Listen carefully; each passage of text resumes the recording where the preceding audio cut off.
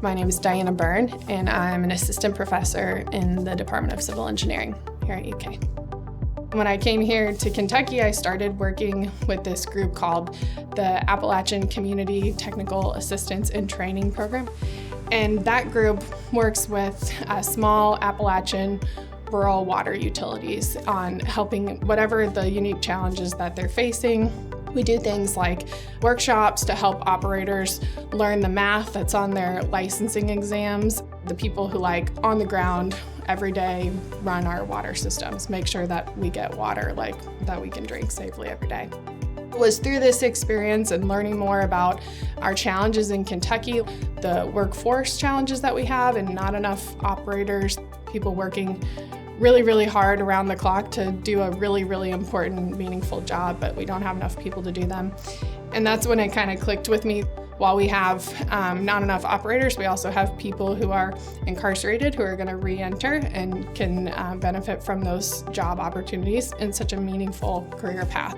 My project focuses on water distribution systems. Those are the pipe networks that take water from where it's cleaned at the treatment plant to our faucets. And you have to get that water up these mountains, which requires lots of energy to pump it up there.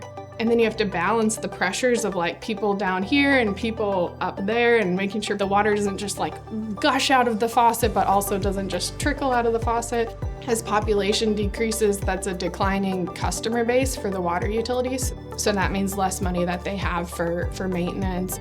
The infrastructure is getting older, so pipes are breaking, we have water loss. And then also this workforce piece.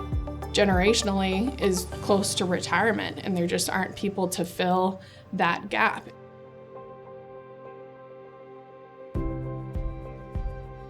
There's a really unique thing in Bell County Forestry Camp where they actually have water treatment plants inside the prison. They've been working with some of the men who are incarcerated in that prison to learn about operating a water treatment plant. I believe they can even take their operator licensing exam from the state while they're incarcerated, which is very cool. What we're trying to do is take the same types of workshops inside of Bell County Forestry Camp to benefit those possible operators who are inside. Hopefully that helps, their operation of their own system, but also engages them to possibly enter that workforce upon re-entry. Mostly, I hope that our impact comes through the people that the project involves. So I hope that someone from prison becomes an operator in the workforce in Kentucky. And I hope that our students in engineering learn about the complexity of these challenges, and that changes the way that they're engineers in Kentucky and beyond.